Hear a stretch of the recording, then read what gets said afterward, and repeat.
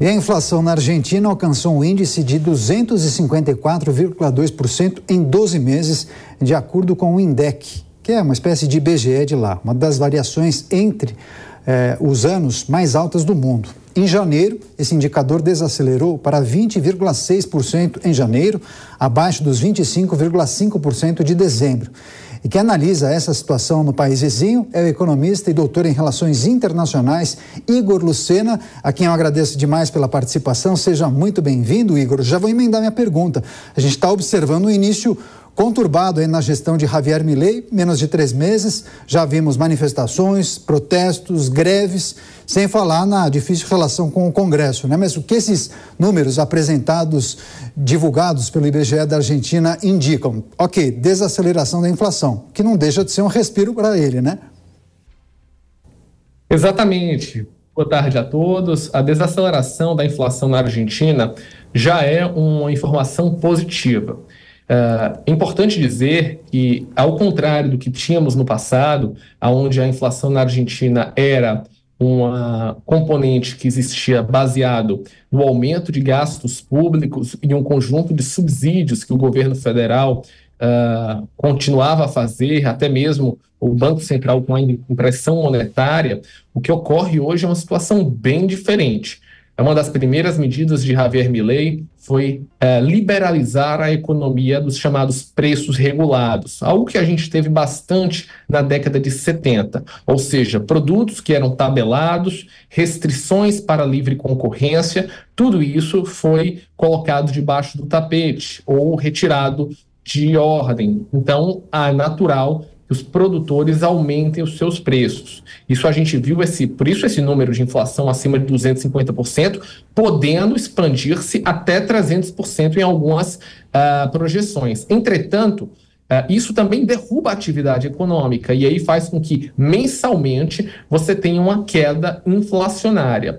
Isso mostra, de fato, que as medidas mais emergenciais começam a dar retorno e que essa inflação é uma componente basicamente do mercado e não de gastos do governo.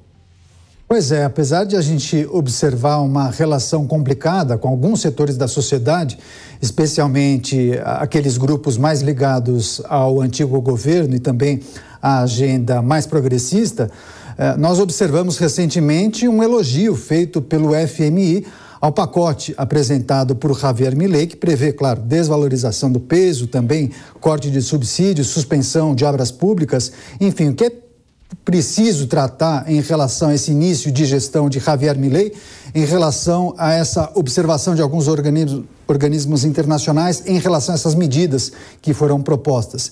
Ele está tentando, talvez não consiga efetivar, implementar todas elas, né? Mas você entende que ele já está no caminho correto? Eu acredito que sim. A Argentina tem anualmente um déficit público de mais de 5%.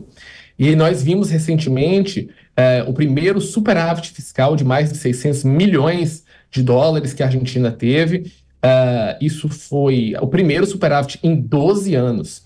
Isso significa que quando o governo deixa de realizar subsídios que são ineficientes, que muitas vezes pegam toda a população, até mesmo as classes médias e mais ricas, e de fato começa a tratar o dinheiro público com responsabilidade, você começa a ver resultados nas contas públicas.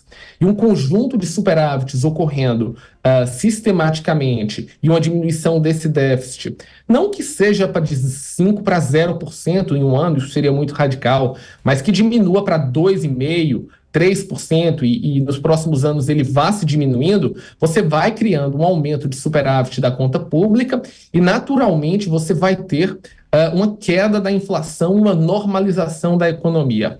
Obviamente, essa mudança, esse choque econômico, que é uma espécie de quase plano real para a Argentina, quando a gente faz uma comparação assim do ponto de vista prático, é importante, mas a gente sabe que vai ter muitas pessoas contra, a gente vai ver os sindicatos nas ruas, vão ter pessoas que vão querer manter a atual situação, que é muito negativo. Entretanto, uma vantagem de Javier Milei é que, ao contrário dos outros presidentes mais à direita na Argentina, ele tem a mobilização de redes sociais e principalmente mobilização de rua para as pessoas defenderem seu plano econômico. E a gente sabe que uma mudança dessa tão radical precisa de uma mobilização política. Caso contrário, não daria certo. Pois é, vou querer saber daqui a pouquinho quanto tempo vai durar essa lua de mel, esse sinal verde dessa base de apoio de Javier Milei. Agora, queria tratar também dessa relação conturbada com o Congresso Nacional e também com alguns setores do Judiciário, né? Pudemos observar alguns reveses nesses pouco mais de 2 meses de administração de Javier Milei. Teve algumas medidas, especialmente na área trabalhista, que foram revogadas pela Justiça da Argentina, mas principalmente a desidratação do seu principal projeto e também a derrota no Congresso Nacional, que acabou obrigando a voltar para a estaca zero na tramitação, né? O texto terá que passar mais uma vez pelas comissões, o que pode atrasar muito o cronograma e o planejamento da administração de Javier Milei. Política é a arte do possível. Você entende que, nesse caso, a gente poderá observar uma relação mais próxima com o que a gente chama aqui no Brasil de toma lá da cá? Há instrumentos para ele implementar esse sistema por lá? É mais complicado ele realizar um toma lá da cá quando ele está cortando na própria carne, né? O toma lá da cá brasileiro, ele sempre é baseado no aumento de gastos públicos. E é exatamente o oposto que Javier Milei está fazendo na Argentina, um corte dramático de gastos públicos. Entretanto, ele tem uma vantagem. O governo federal, na Argentina, ele tem um poder muito grande discricionário sobre transferências para as províncias. Muitas províncias dependem de transferências do governo federal. E esses governadores de províncias têm o poder sobre os seus deputados. E o grande trunfo é que, diferentemente do Brasil, o governo federal argentino ele não é obrigado a fazer essas transferências. Isso significa que o poder de fazer a transferência se torna discricionário de Javier Milei. Então, ele está usando essas transferências para pressionar os governadores de províncias para que seus deputados votem, se não a totalidade, que a gente sabe que isso é muito difícil, mas pelo menos o core das leis, o principal ponto das leis que ele quer implementar. A gente sabe que a YPF, que é a principal petrolífera, não vai ser privatizada, mas existem mais de 60 outras empresas estatais que provavelmente devem ser aprovadas, e essas privatizações não só trazem divisas e diminuem o déficit público em um momento emergencial, mas também trazem investimentos privados, que é exatamente o que a Argentina precisa para aumentar as suas reservas internacionais de dólares, que são líquidas hoje em valores negativos.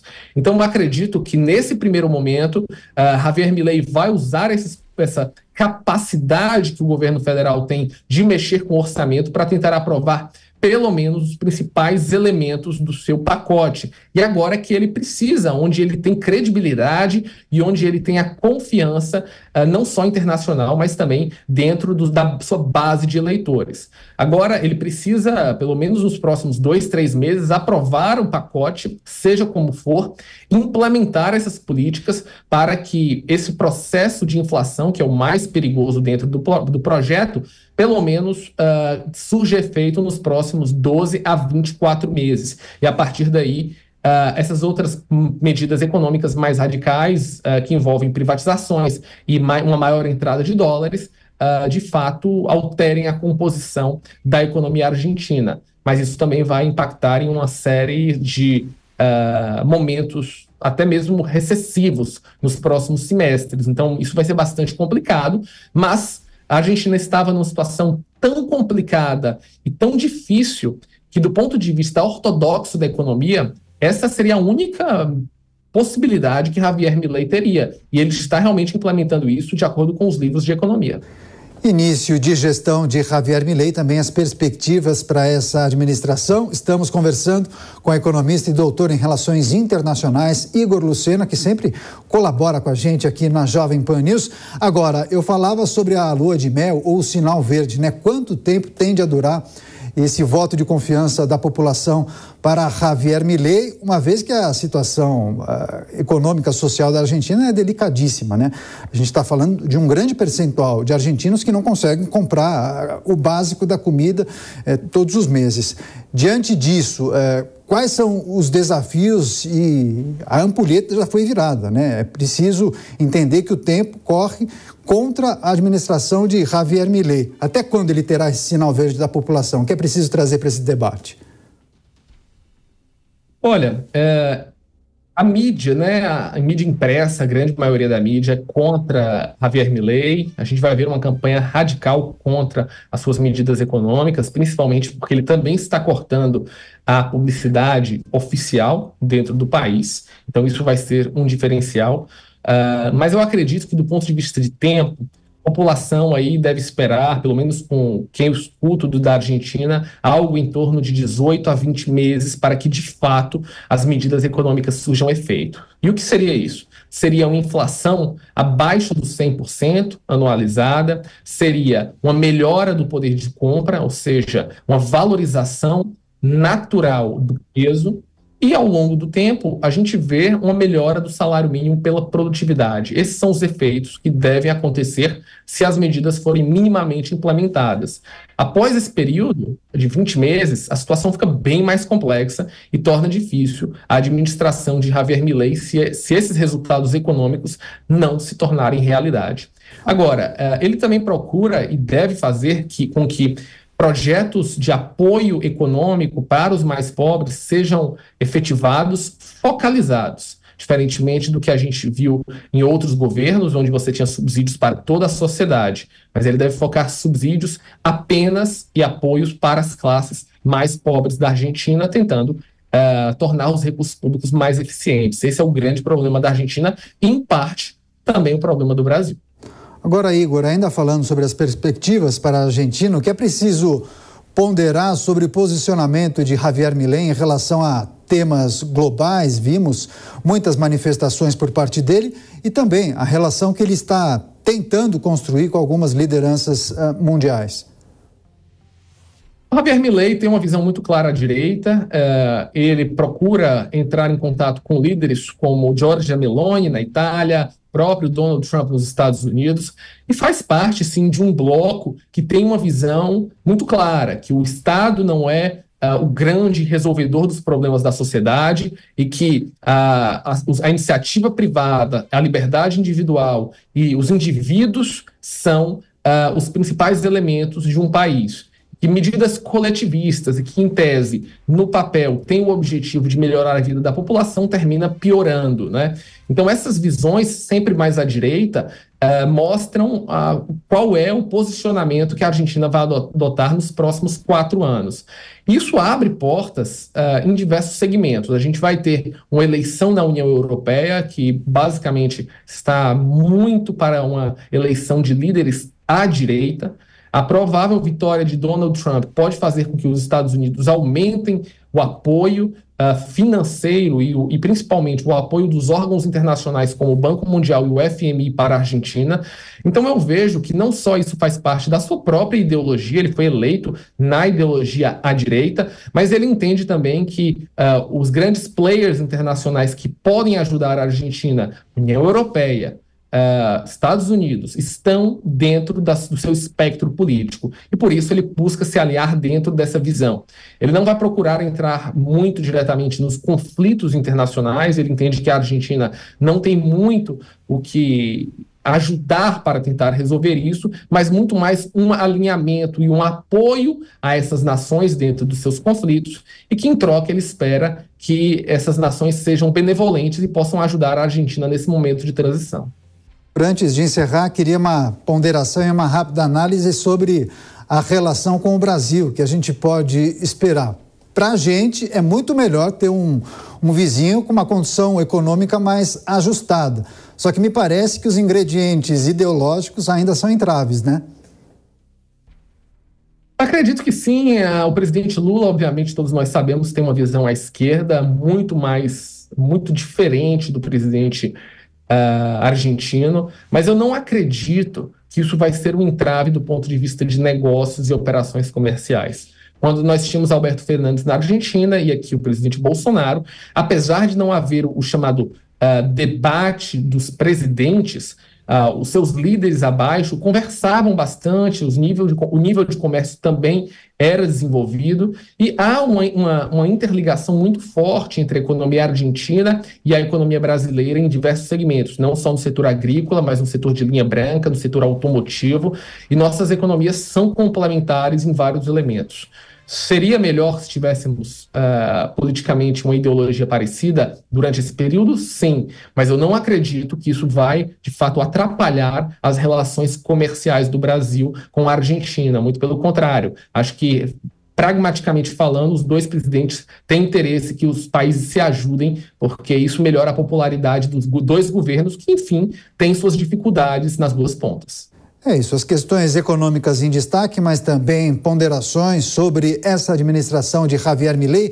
Conversamos com o Igor Lucena, ele é economista, também doutor em relações internacionais, sempre colaborando com a gente aqui na Jovem Pan News. Muito obrigado pela participação, ótimo fim de semana e até a próxima. Eu agradeço, um bom final de semana a todos.